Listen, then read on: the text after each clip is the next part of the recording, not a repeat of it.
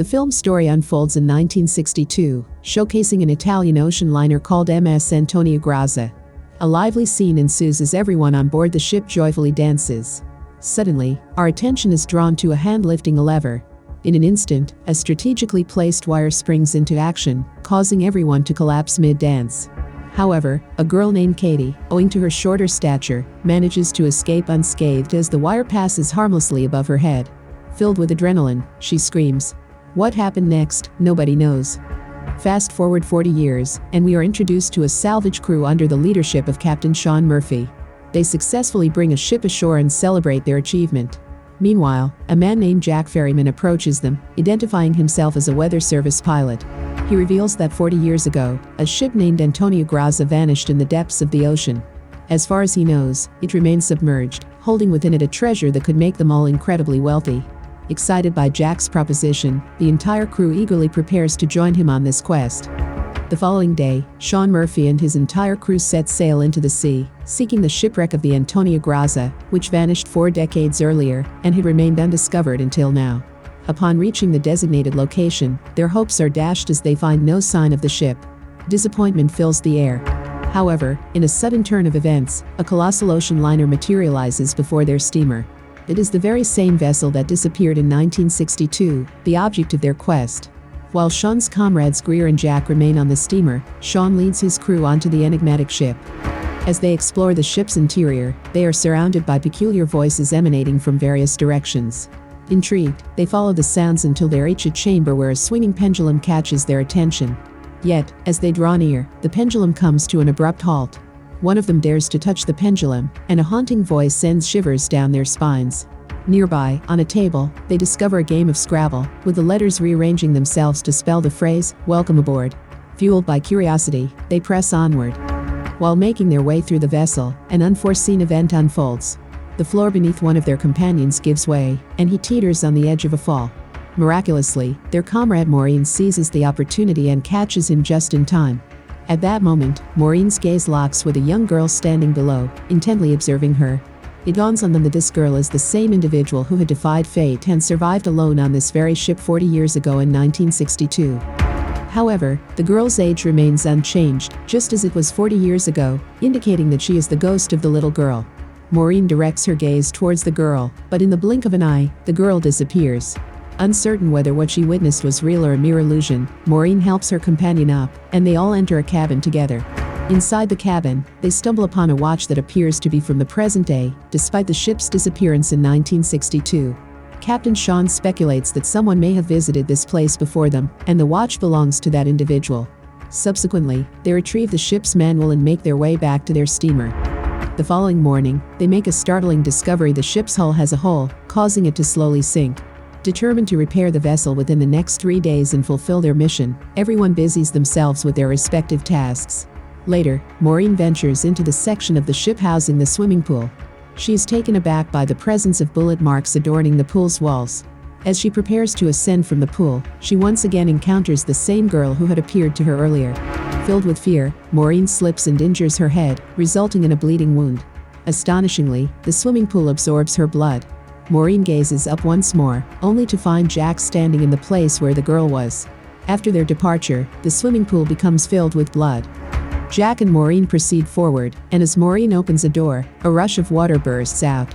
They both enter through the door, but it mysteriously closes behind them. Continuing their journey, they reach a cabin where they find 9 wooden boxes. They invite their remaining companions to join them in the cabin. When their captain opens the boxes, each one reveals 28 gold bricks.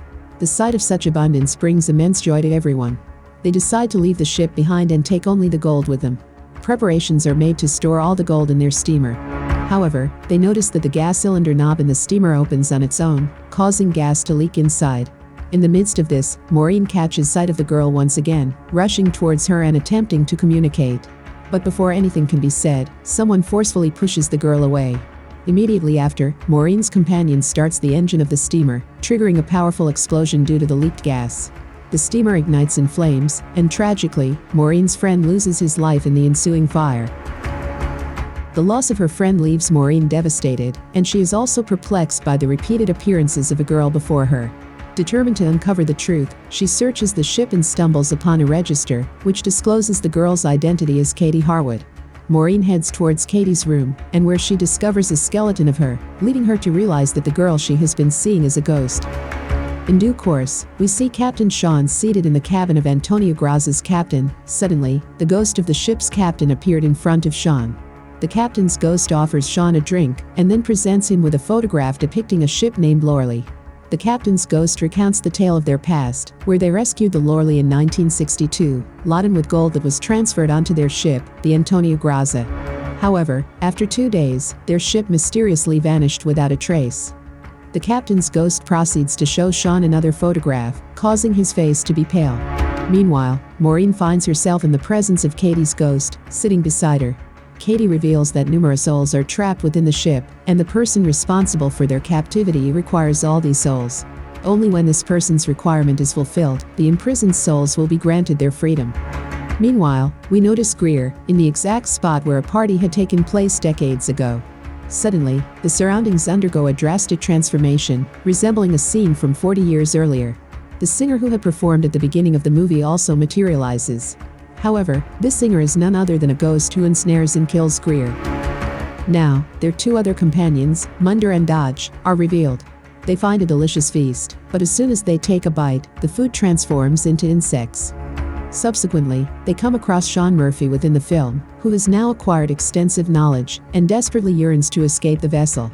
He frantically searches for Maureen, but amid his quest, his deceased companion manifests. In truth, it is the ghost of his companion, haunting Sean. Maureen arrives at the same location where Sean Murphy experiences his haunting visions. She, too, seeks liberation from the ship. Nevertheless, Sean Murphy perceives his companion, who recently appeared as a ghost before him, now appearing alongside Maureen. Sean launches an attack on Maureen, fearing harm, but Jack intervenes and strikes Sean, rendering him unconscious. Jack is the individual responsible for bringing them all to this place. They proceed to confine Sean Murphy in an aquarium, while the 2 remaining companions join them at this location. They are desperate to repair the ship and escape promptly since their steamer has been destroyed, leaving no alternative route. Afterward, Maureen embarks on a quest to find her companion, Greer. At that moment, the apparition of Katie materializes, informing Maureen about Greer's demise. Greer had fallen prey to the seductive tactics of the singer's ghost, which ultimately led to Greer's downfall. Now, Maureen becomes an eyewitness to the events of 1962, encompassing the deaths of everyone aboard the ship. Each person met their demise in distinct ways, including Katie. Once all have perished, the group arrives in a chamber where a stash of gold resides. Shortly thereafter, Francesca, the singer, makes her entrance. The leader of the group executes all his comrades, and Francesca, in turn, entices and dispatches him. Convinced that she is now the sole proprietor of the gold, given that everyone on the ship has perished, Francesca's triumph is short-lived. At that very moment, a figure enters the room, the mastermind behind the entire scheme. With the help of a hook, he also eliminates Francesca. Maureen now gazes upon the face of the individual responsible, which shocked her tremendously.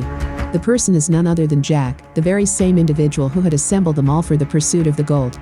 Maureen comprehends that Captain Sean Murphy is entirely blameless. She races towards the aquarium in an attempt to rescue Sean, only to realize that it is too late. Sean Murphy has already passed away. The photograph the captain had shown Sean belonged to Jack. Maureen makes a shocking discovery that Jack is not a mere human, but a malevolent spirit who gathers souls for the devil's realm. His sinister plan involves killing everyone and imprisoning their souls. Maureen, accompanied by Dodge, who remains oblivious to Jack's true nature, entrusts him with keeping an eye on Jack, while she sets out to find their companion, Munder. To her dismay, Maureen soon learns that Jack has also taken Munder's life. Meanwhile, a conflict arises between Jack and Dodge, leading to Munder shooting Jack. Believing he has succeeded in eliminating Jack, Munder departs from the scene. Determined to put an end to the threat, Maureen decides to destroy the ship and strategically places explosives throughout. Despite Munder's advice against sinking the vessel, Maureen disregards his counsel. She argues that the ship holds countless trapped souls, and if the ship remains intact, more individuals will be lured in and ensnared. Exploiting people's greed for gold will make it easier to ensnare them. Subsequently, Munder takes on Jack's appearance, indicating that he, too, has fallen victim to Jack's malevolence. Jack reveals to Maureen their shared purpose, drawing a parallel between her collection of wrecked ships and his collection of human souls. He confesses to once being human, but having committed numerous sins, transforming him into a soul collector rather than a human. Jack emphasizes his need for the ship to fulfill his purpose and implores Maureen not to destroy it. Disregarding Jack's plea, Maureen becomes the target of his attack. However, she manages to wound Jack and proceeds to aim her weapon at the detonator of bombs, causing a massive explosion aboard the ship. The vessel rapidly descends into the depths, trapping Maureen inside. During this chaos, Katie's spirit materializes before Maureen, guiding her to an escape route from the sinking ship. Maureen successfully escapes the vessel and bears witness to the liberation of all the trapped souls aboard, including Katie's pure soul. In reality, these souls were Jack's enslaved minions. After killing each individual, Jack would mark their hand with a seal, enslaving their souls. However, Katie's soul remained untainted as her hand bore no such seal, explaining her consistent assistance to Maureen. Now adrift in the sea, Maureen clings to a box that aids her buoyancy and, during this time, reaches a rescuing ship. As she is brought ashore, she catches sight of Jack still alive and resuming the loading of gold boxes onto the ship. His intentions remain unchanged, enticing people with the allure of gold, killing them and ensnaring their souls once again. Overwhelmed by this horrific sight, Maureen unleashes a scream. The movie comes to an end here.